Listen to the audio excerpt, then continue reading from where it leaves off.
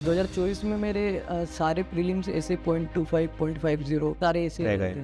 पास पास से। तो उस समय ऐसा कोई दिमाग में नहीं आया कि अरे यार इतने पास आके रुक रहे हैं, पता नहीं आगे होगा नहीं होगा? उसके बाद भी लगता था कि इतना टाइम दे दिया, मतलब 1 साल दे दिया था, अच्छे से पढ़ा था मैं। फिर सर आपके यूट्यूब पे मोटिवेशनल वीडियो पड़े हुए हैं बहुत सारे, इसको बैठ के उनको सुनता जब भी ऐसा लगता था कि यार अब नहीं होगा। किन सबसे ज्यादा इंपॉर्टेंट चीजों का ध्यान रखना है बैंकिंग एग्जाम्स निकालने के लिए, तो उसको क्या एडवाइस दोगे? सर मैं एडवाइस ये दूंगा कि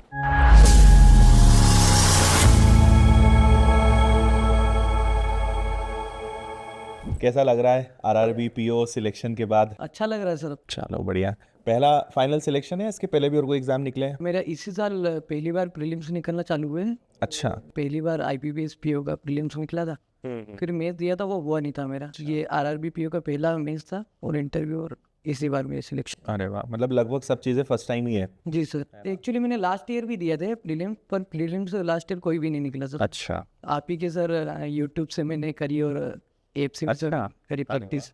टेस्ट सीरीज से पढ़ा हूँ सर। हाँ हाँ आपकी क्लासेस डली हुई सर यूट्यूब पे। हाँ बिल्कुल। मैथ्स वहीं से करी। बाकी जो कंटेंट रहता था PDF वगैरह, टेस्ट सीरीज ऐप से करे सर, वहीं से प्रैक्टिस। और फिर मॉक देते थे सर। मॉक पे सर अगर कोई दिक्कत आती थी, उसी के बाद आपकी क्लासेस देख लेते तुरंत ही।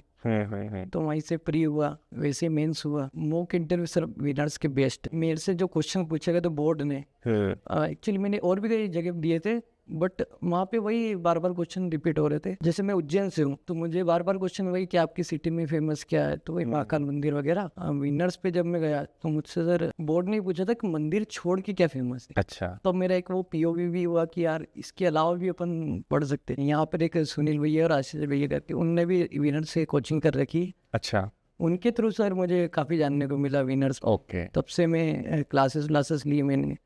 उन्होंने एक्चुअली बताया, आपके बारे में बताया सर, वो काफ़ी आपको फॉलो करते हैं, और उसके बाद ही मुझे पता चला। बैंकिंग में आने का डिसीजन कब लिया, कब सोचा कि बैंक के एग्जाम्स को निकालना है? 12th के बाद फिर लगा कि क्या करे। ग्रेजुएशन चल रहा है, उज्जैन से ही कर रहा था, विक्रम यूनिवर्सिटी से। एक भैया ने सर आपका बताया कि इंदौर में सर है आदित्य सर, उन्होंने 13-14, जो मैंने आपको बताया कि 13-14 एग्जाम अपने लाइन से निकाली। बिल्कुल। वहीं से सर मैं आपसे इंस्पायर हुआ हूँ अच्छा। कि सर ने करा है, मुझे भी करना है और बैंकिंग एग्जाम्स करना। निकालना फिर है। मैं इंदौर आया सर। तैयारी करते हुए कितना टाइम हो गया है? सर एक्चुअली मैं कॉलेज टाइम पे यहाँ आ गया था, बट मेरा ग्रेजुएशन चल रहा था, तो मैं एग्ज़ाम देता नहीं था। फिर मैंने 2024 में दिया और 25 वाले ये। मतलब ठीक है, फिर भी बहुत ज़्यादा समय नहीं देना पड़ा, कम समय में तुमने अच्छी सक्सेस हासिल करी है। 2024 में मेरे सारे प्रीलिम्स ऐसे 0.25 0.50 सारे ऐसे रह गए। पास पास से। तो उस समय ऐसा कोई दिमाग में नहीं आया कि अरे यार इतने पास आके रुक रहे हैं, पता नहीं आगे होगा नहीं होगा, या ऐसा लगता था तो कि उसके बाद भी लगता था कि इतना टाइम दे दिया, मतलब 1 साल दे दिया था, अच्छे से पढ़ा था मैं। फिर सर आपके यूट्यूब पे मोटिवेशनल वीडियो पड़े हुए हैं बहुत सारे, इसको बैठ के उनको सुनता जब भी ऐसा लगता था कि यार अब नहीं होगा, मैं तुरंत वो सुन लेता था। अच्छा। वहाँ से एक मोटिवेशन मिलता था कि नहीं यार करना है। और फिर सर आपको देख के वो लगता ही था कि अपन जो सोच के आए थे, सर ने करा है तो मुझे भी करना है। एज ए पीओ और एक ऑफिसर बनने के बाद अगर कोई स्टूडेंट पूछे आपसे कि किन सबसे ज़्यादा इंपॉर्टेंट चीज़ों का ध्यान रखना है बैंकिंग एग्जाम्स निकालने के लिए, तो उसको क्या एडवाइस दोगे? सर मैं एडवाइस ये दूंगा कि जैसे RRB में क्वांट और रीजनिंग तो बहुत ज़्यादा Important. स्कोरिंग और बहुत ज़्यादा इंपॉर्टेंट सब्जेक्ट है, तो वही इनकी ज़्यादा से ज़्यादा प्रीलिम्स के लिए सर आपके विनर्स पे कंटेंट अवेलेबल है। यूट्यूब पे सर आपने खुद ने पढ़ा रखा है। बिल्कुल। बेस्ट क्लासेस सर, 6-6 7-7 घंटे की मैराथन पढ़ी हुई सर। हाँ बिल्कुल। एक टॉपिक के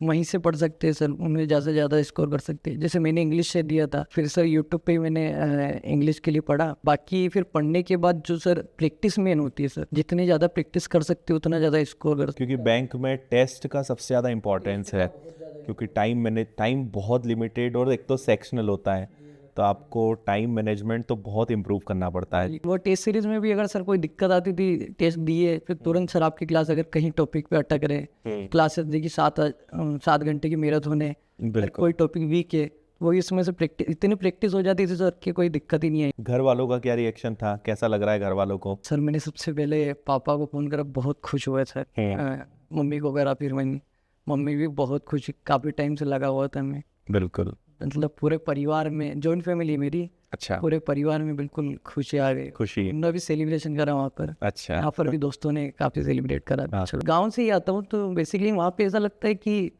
पढ़ ही रहा है वहाँ पे, पर उन्हें पता नहीं था कि ग्रेजुएशन के बाद में दे सकता हूँ। तो वो यही बोलते थे कितना टाइम हो गया, क्या कर रहा है, क्या कर रहा है, क्या। और जैसे रिजल्ट आया सर, वही जो दूर दूर के दोस्त जो हाल चाल भी नहीं पूछते थे, वो भी अब बधाई दे रहे हैं। हाँ बधाई दे रहे सर, फोन कर रहे।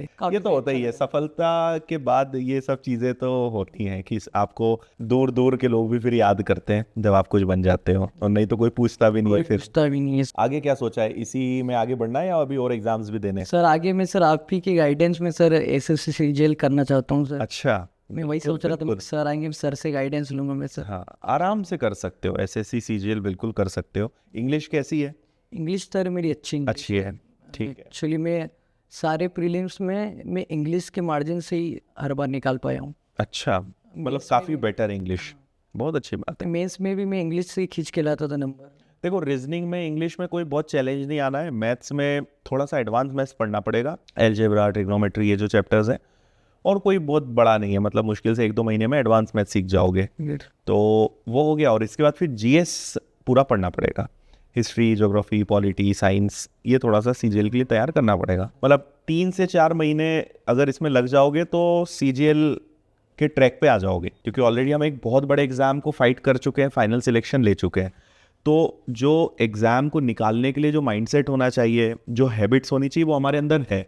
अब सिर्फ सब्जेक्ट्स चेंज होंगे, मेहनत हमें करना आती है, पैटर्न हमें पता है, पढ़ाई कैसे करना है हमें सब पता है। अब बस ये जो इसके लिए अलग से सब्जेक्ट्स हैं, बस उस पर वो मेहनत लगा देनी है। तो जैसे मेरा रिजल्ट आया, मैं तुरंत मैं सोच रहा था कि मैं सर से कल मिलना भी होगा, मैं उन्हीं से गाइडेंस लूँगा। नहीं नहीं, बिल्कुल बहुत अच्छा सोचा है तुमने और बहुत अच्छा एग्जाम सिलेक्ट किया है। बिल्कुल उसके लिए एफर्ट्स लगाने ही चाहिए और निकाल लोगे, कोई बड़ी बात नहीं, आराम से निकलेगा वो भी। आरआरबी पीओ तो सर एक स्टेप है, हाँ आगे तो और रास्ते हैं। देखो, हर सक्सेस पे 2 ही ऑप्शन होते हैं कि या तो आप सेटिस्फाइड हो जाओ कि बस भाई ये हो गया, हमें तो ये भी उम्मीद नहीं थी, बन गए, या फिर ये कि ठीक है ये हो गया और क्या बेटर कर सकते हैं, क्योंकि अभी एज है हमारी अभी हमारे पास बहुत सारी अपॉर्चुनिटीज है, अभी करने की उम्र है। अगर अभी एक और बड़ा कुछ अच्छा हासिल कर लें तो लाइफ कुछ और अलग होगी, एक आरआरबी पीओ बन के लाइफ अलग होगी।